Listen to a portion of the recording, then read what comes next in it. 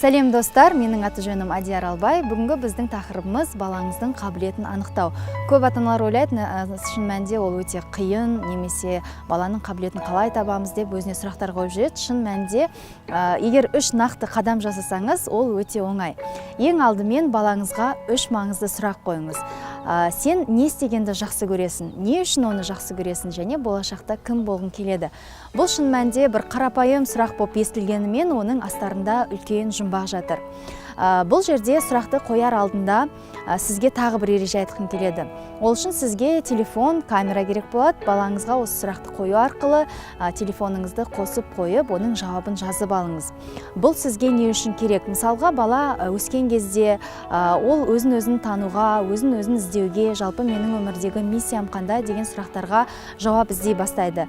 Міне, егер осы кезде сіз кішкентай кезінен, мысалы, ол 3-те болса да, 5-те болса да, 10-да болса да, тіпті 15-тегі баланың жауабын жазу арқылы, ол ертең 20-ға, 25-ке келген кезде жылда сіз осындай видеоларды түсіріп, оған көрсететін болсаңыз, есейген кезде, ол қарапайым бір жауаптың арқасында шын мәнінде көптеген сұрақтарға жауап таба алады. Сондықтан да осындай бір әдісті қолданып көріңіздер. Егер өмірде мысалға енді әртүрлі жағдайлар болып жатады, телефоным жоғалып қалады, немесе жаңадай өшіп қалады деп қорықсаңыз, онда сіз оны блокнотқа жазып жүріңіз.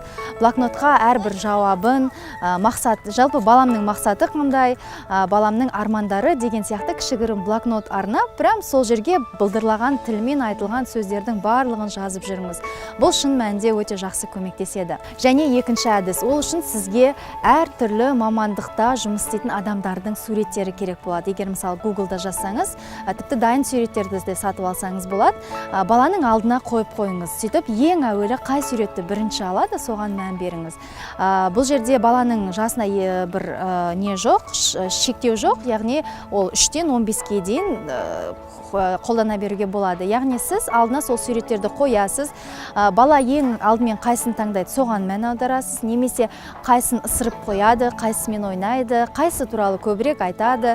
Сол кезде де сұрақ қойсаңыз болады, мысалға осы жердің ішінен қай мамандық саған ұнайды, қай салада жұмыс істегің келеді. Егер ол бұл салаларды түсінбесе, онда сіз онымен прям сабақ өткізіңіз. Яғни осындай кішігірім қарапайым әдісті қолдану арқылы, ол да сіздің балаңыздың қабілетін анықтауға шын мәнінде көмектеседі.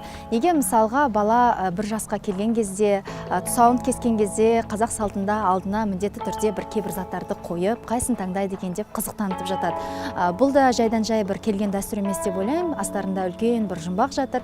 Сондықтан да бұл жерге сол бір салт дәстүрде қойылатын заттарды емес, әлде қайда басқа мысалға заттарды қойып, осы бір әдісті әртүрліше қолданып көрсеңіздер болады. Үшінші әдіс, сіз балаңызды үнемі бақылап жүру керексіз. Мысалға, кейбір балаларды қарасаң, олар конструктор жинаған жақсы көреді, кейбірлер суретті жақсы көреді, сурет салғанды. Ал кейбір балалар мысалға рөлдік ойындар бар ғой, мысалға жаңа дүкен ойнайды, актер болып ойнайды, сахнаға шығып ойнайды мысалға. Ал кейбір қыздар әсіресе ән айтып, би билегенді ұнатады. Сондықтан мұның өзі сізге бір кішкене ғана жауап болады деп ойлаймын.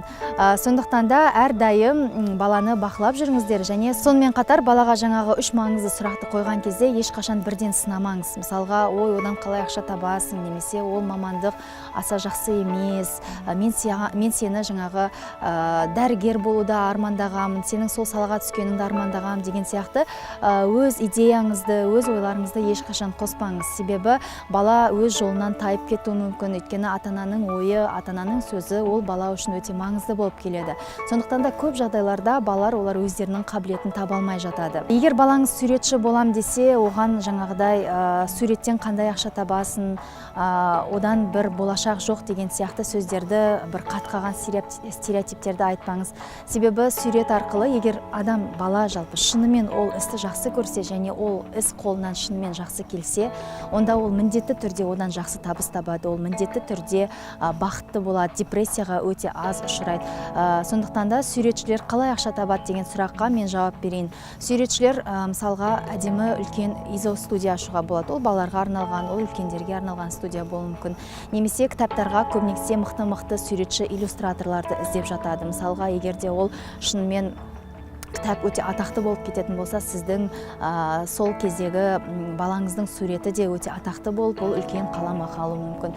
Яғни осындай бір қарапайым дүниелерді ұмытпауға кеңес беремін. Психологтардың айтуынша, ғалымдардың айтуынша 98 бала гений болып туылады. Әр баланың бойында міндетті түрде бір мықты қабілет болады. Сондықтан да оны тек қана байқап, ол қабілетін дамыта білу, ол тек қана ата-ананың қолында.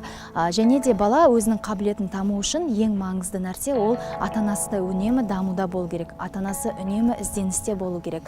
Ата-анасы үнемі оқудан шаршамау керек. Сонымен қатар өзінің балаларына мықты мотиватор болу керек деп ойлаймын. Сондықтан да балаңыздың қабілетін табуға ат салысыңыздар. Балаларыңыз бақытты болу үшін біз де бақытты болуға тырысайық.